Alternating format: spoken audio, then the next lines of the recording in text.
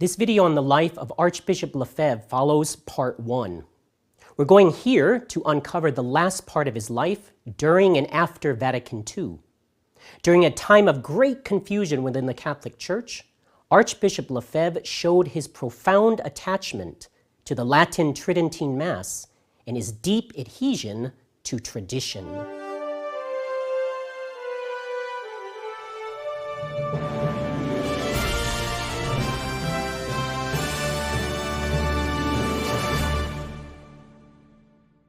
After a life of exemplary service in the Church, the Archbishop still had his greatest work ahead of him. His generous spirit and clear-sighted vision are still the beating heart of the Society of St. Pius X today. In 1962, Archbishop Lefebvre was at the height of his career.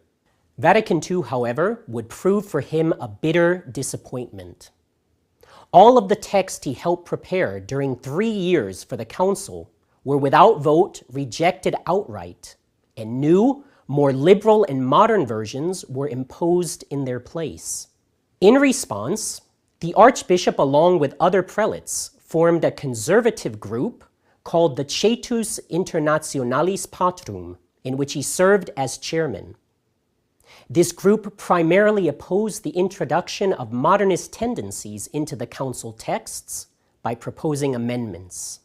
The Cetus was ultimately unsuccessful in countering these modernist reforms, and Archbishop Lefebvre left the council anxious.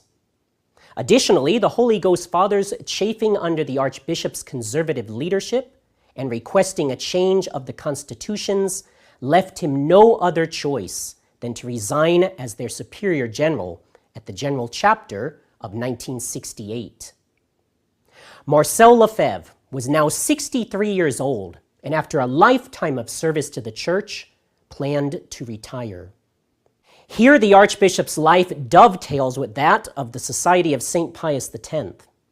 Following the repeated requests of several young men seeking a traditional priestly formation, Archbishop Lefebvre opened a new seminary in Écône, Switzerland. The local ordinary, Bishop François Charrière, gave his blessing for this work, and on November 1st, 1970, the Priestly Society of St. Pius X was born. Archbishop Lefebvre, after guiding the Society of St. Pius X, traveling and encouraging the keeping of tradition all over the world, for over 20 years, died on March 25, 1991. He is buried in a crypt beneath his beloved seminary at Écône, where his remains can be visited today. On his tomb are marked the words of the Apostle St. Paul, "Tradidi quod et accepi," I have transmitted what I have received.